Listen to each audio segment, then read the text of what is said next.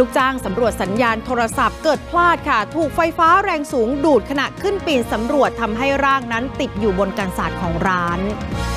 โดยจุดเกิดเหตุอยู่บริเวณซุ้มประตูวัดคานหามอำเภออุทัยจังหวัดพระนครศรีอยุธยาพบลูกจ้างชาวเมียนมา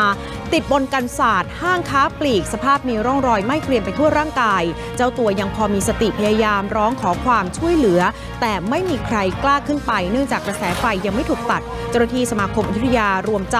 ต้องใช้ความรอบคอบในการนำตัวลงมาขั้นตอนนี้ต้องเป็นไปอย่างระมัดระวังแต่ก็สำเร็จนำตัวคนเจ็บลงมาได้อาการสาหัสเพราะนอกจากทั่วลำตัวและใบหน้าจะมีรอยไหม้แล้วยังมีเลือดออกตามผิวหนังต้องรีบส่งเข้าโรงพยาบาลพระนครศรีอยุธยาอาการเป็นตายเท่ากัน